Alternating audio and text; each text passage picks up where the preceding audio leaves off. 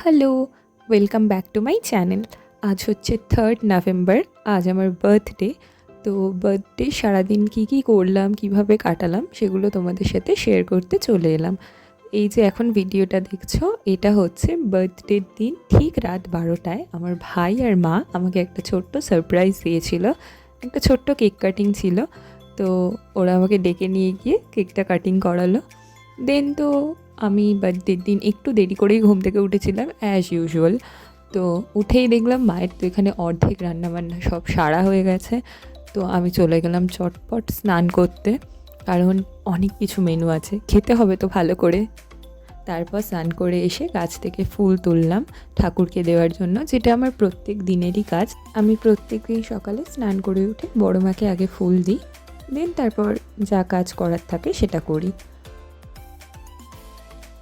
তারপর বাইরে এসে তো দেখছি টেবিলে যা খাবার সাজানো, মা তো একেবারে এলাহি আয়োজন করেছে।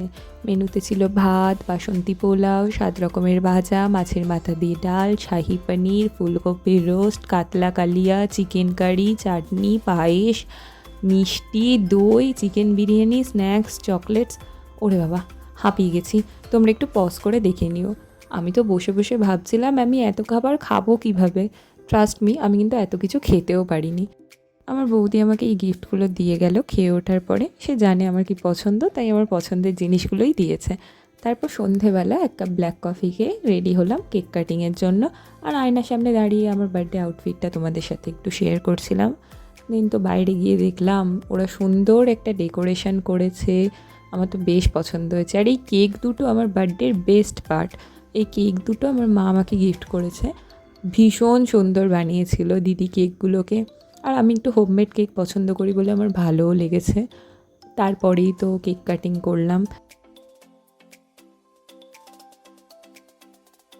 আর কেক কাটিংয়ের সময় ব্যাকগ্রাউন্ডে আমাকে এমন কিছু বলা হচ্ছিল যার জন্য আমি হেসে হেসে পুরো কাহিল হয়ে যাচ্ছিলাম। তোমরা ভিডিওটা দেখলেই বুঝতে পারবে আমি হাসি ধরে রাখতে পারছিলাম না রীতিমতো। তারপর কেক কাটিং করে ফার্স্ট বাইটটা মাকে দিলাম। মা যেহেতু আমার মতো সুন্দর করে সাজগোজ করে রেডি হয়নি, তাই ক্যামেরার সামনে এলো না। ঠিক আছে, চলো মেনে নিলাম। দেন আমি একটু সুন্দর করে পোজ দিয়ে ফটো টটো তুলে নিলাম। আর শেষে বার্থডে স্পেশাল কিছু ফটো তোমাদের সাথে শেয়ার করে নিলাম। তো বার্থডে সারাদিন এভাবেই কাটালাম। চলো টাটা।